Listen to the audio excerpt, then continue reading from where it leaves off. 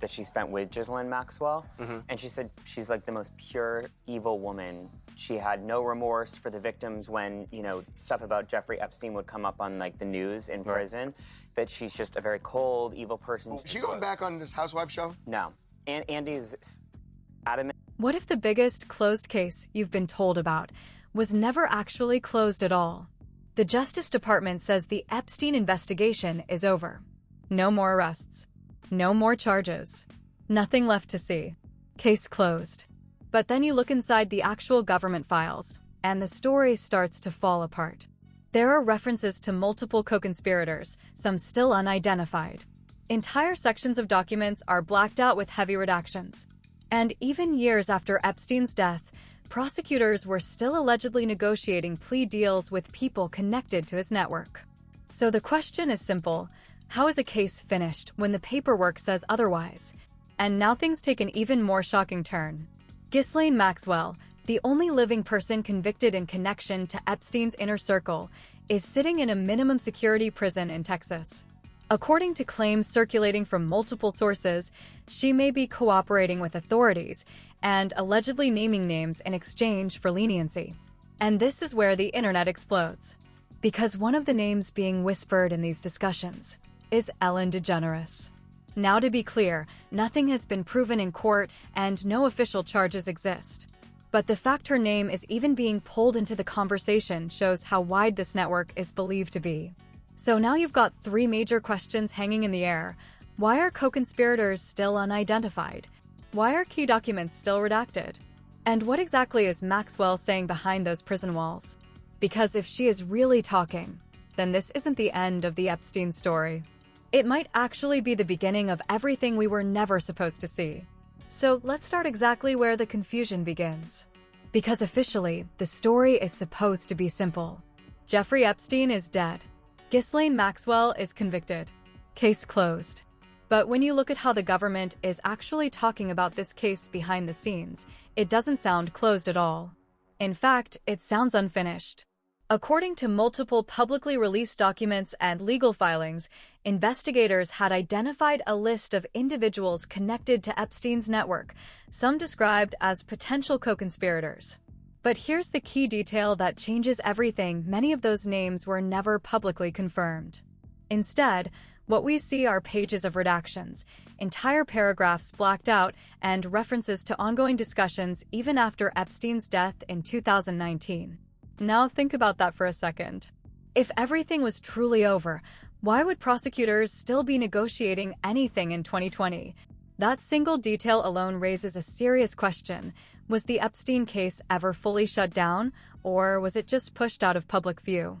And this is where Ghislaine Maxwell comes back into the picture.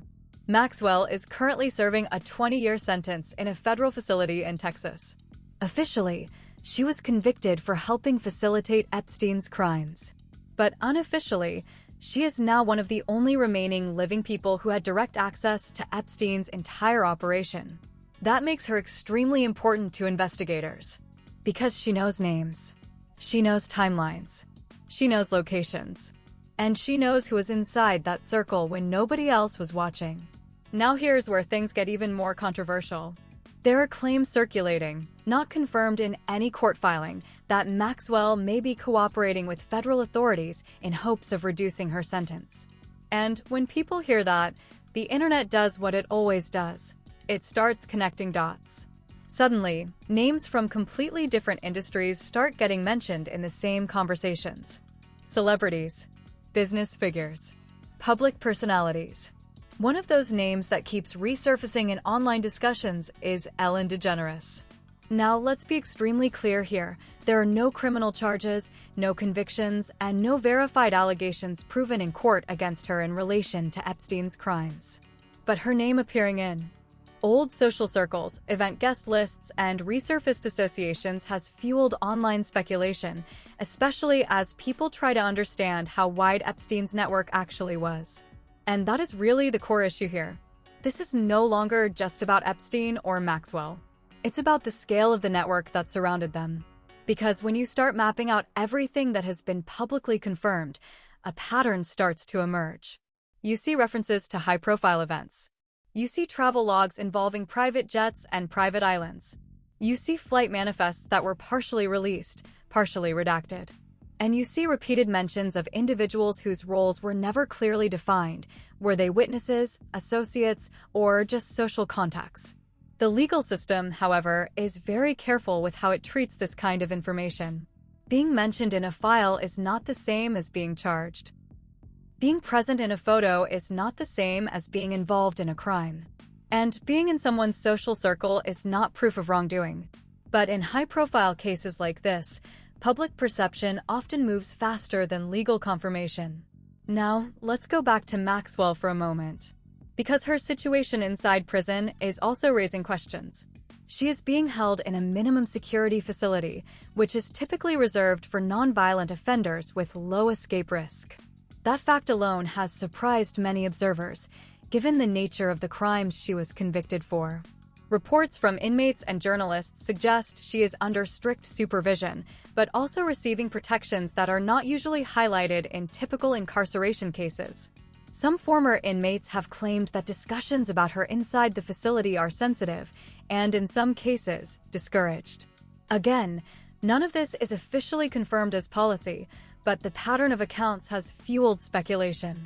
And speculation, in this case, becomes powerful because of what is already known. Epstein's case was never a normal criminal case. It involved powerful individuals. It involved international travel. It involved sealed testimony. And it involved victims who have described a long-running system of manipulation and abuse.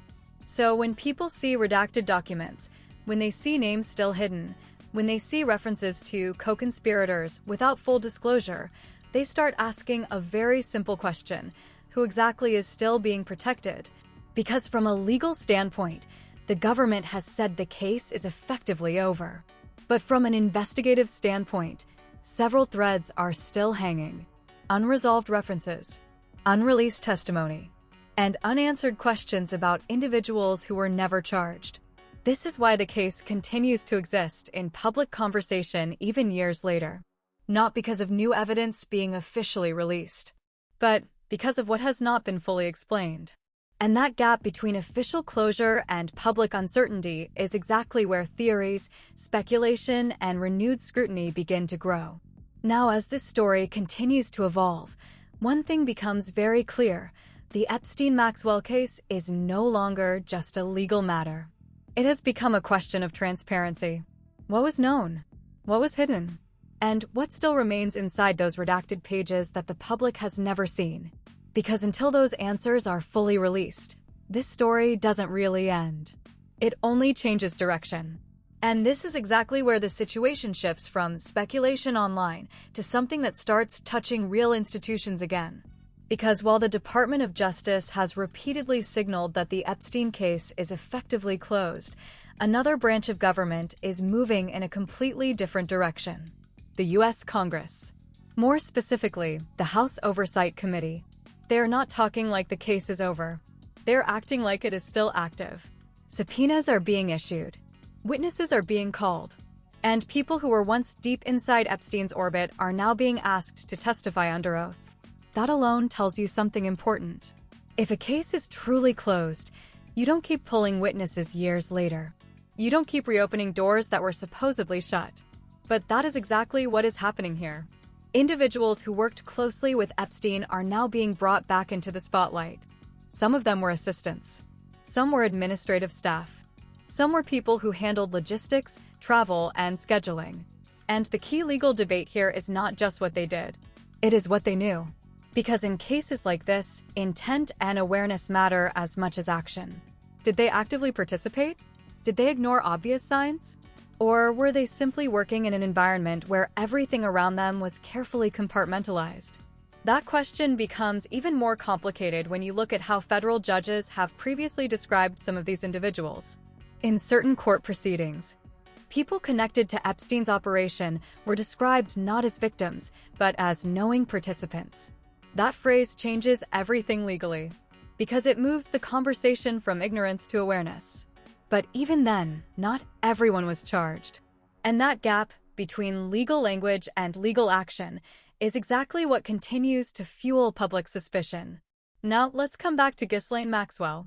Because she remains at the center of almost every theory, document trail, and investigation connected to Epstein's inner world. She is one of the only people alive who had direct, daily access to how the entire system functioned. From private travel arrangements, to social introductions, to scheduling meetings across countries and properties. She was not on the edge of the operation. She was inside it. And that is why the claims about her cooperating with authorities carry so much weight online. Even though nothing official has confirmed the extent of any cooperation, the idea alone creates ripple effects across public discussion. Because if someone like Maxwell starts naming names under pressure or negotiation, then the entire network becomes theoretically visible, not proven, but exposed. And that is where the conversation becomes explosive. Online discussions begin linking individuals from entertainment, politics, business, and media, not based on charges, but based on historical association, event appearances, and old contact points. One of the most frequently mentioned names in these discussions is Ellen DeGeneres.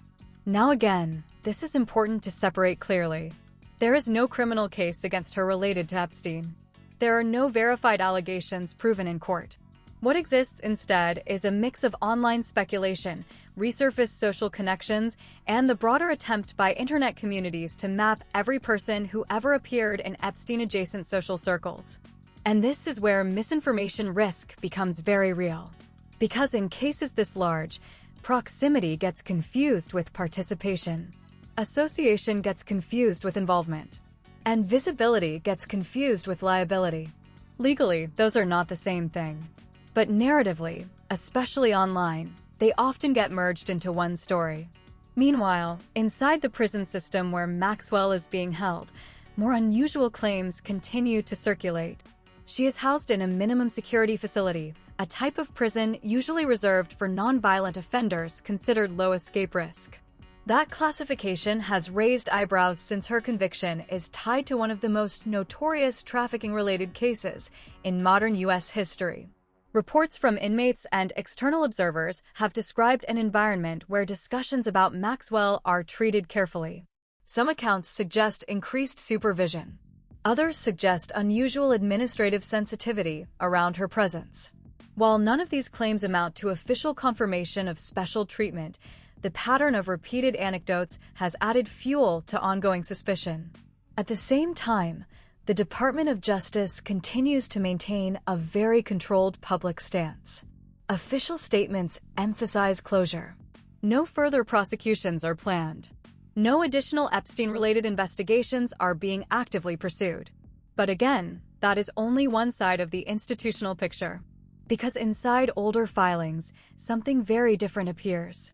References to co-conspirators that were never publicly identified. Email records mentioning multiple individuals tied to investigations, and legal notes suggesting discussions continued even after Epstein's death. This is where the contradiction becomes hard to ignore. On one side, public messaging says the matter is resolved.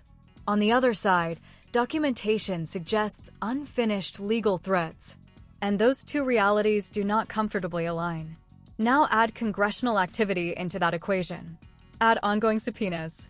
Add witness interviews still being scheduled. Add public hearings where former associates are questioned under oath. Suddenly, the idea of a closed case starts to look more like a legal label than a factual conclusion. Because closure in law does not always mean closure in investigation. Sometimes it simply means no new charges are being filed. But the information can still exist. The questions can still remain. And the records can still be sealed or redacted. And that brings us to one of the most important unanswered elements in the entire Epstein-Maxwell narrative, the missing names. Not the ones already known, but the ones still hidden behind blacked-out sections of official documents. Because those redactions are not random. They represent decisions, legal, procedural, or protective, about what the public is allowed to see. And every time those redactions appear, they create more curiosity than clarity. So the situation becomes circular. The less that is revealed, the more people speculate. The more people speculate, the more attention the case receives. And the more attention it receives, the more pressure builds on institutions to release more information. It is a cycle that has not broken since Epstein's arrest. Now, stepping back from all of this, one thing becomes clear. This is no longer just about one man or one conviction. It is about how large, complex investigations are handled when they intersect with wealth, influence, and international attention. It is about what gets disclosed, what gets withheld, and what remains permanently out of public view. And until those unanswered parts are addressed directly, the questions surrounding Epstein, Maxwell, and everyone connected to them will continue to resurface. Because in the absence of full transparency, the story never really ends. It just keeps evolving. And this is where everything starts to tighten again.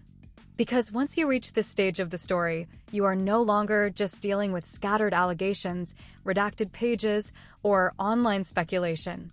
You are dealing with a system that is actively shaping what the public is allowed to understand.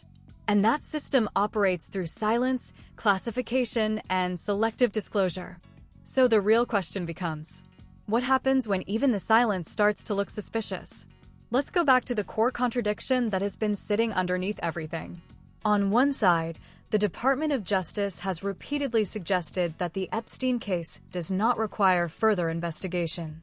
No additional charges. No new indictments. No active pursuit of unknown suspects. That is the official position.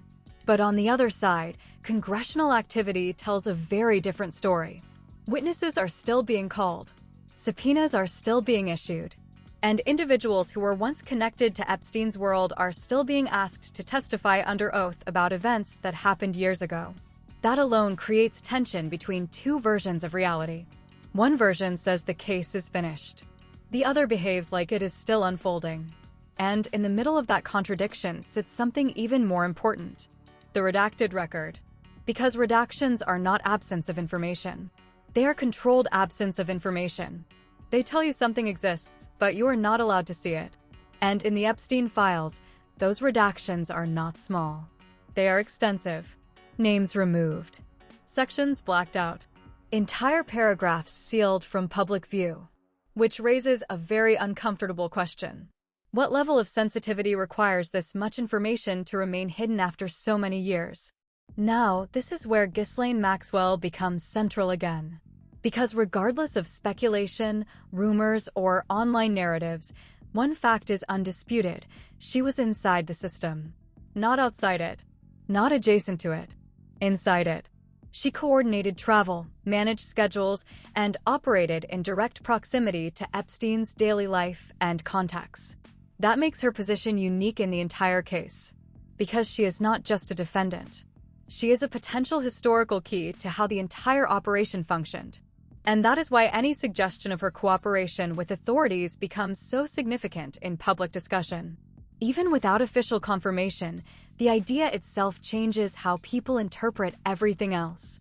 Because if she is speaking, then the assumption is that she is not speaking in isolation. She would be speaking about networks, patterns, people. And that is exactly where public anxiety begins to grow. Because once you introduce the idea of a broader network, the case stops being about one individual. It becomes about structure. And structure is much harder to contain than a single defendant. Now, inside this environment of uncertainty, public discourse starts doing what it always does. It tries to fill the gaps. And it often fills those gaps with names, associations, and connections that may not have any legal confirmation. One of the names that frequently appears in these discussions is Ellen DeGeneres. But here is where legal clarity becomes extremely important. There is no criminal charge, no indictment, no proven allegation in any court of law connecting her to Epstein's crimes. What exists instead is proximity-based interpretation, old social events, resurfaced mentions, and internet-driven attempts to map every possible connection within a highly complex social ecosystem. And this is where the danger of narrative distortion becomes very real. Because in high-profile investigations, there is a constant tension between what is legally verified, what is historically documented, and what is publicly speculated, and those three categories are not interchangeable. But online, they often become blurred into one continuous story. Now step back again. Because the most important thing about this entire case is not any single name being discussed. It is the structure of uncertainty that surrounds it. Think about what we actually know from verified records. There were sealed court documents. There were partially released flight logs. There were references to multiple individuals connected to Epstein's operations.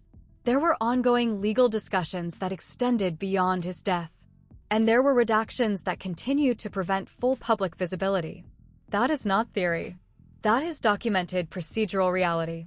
But what we still do not have is equally important: a complete, unredacted, publicly accessible account of every individual and every action connected to the case.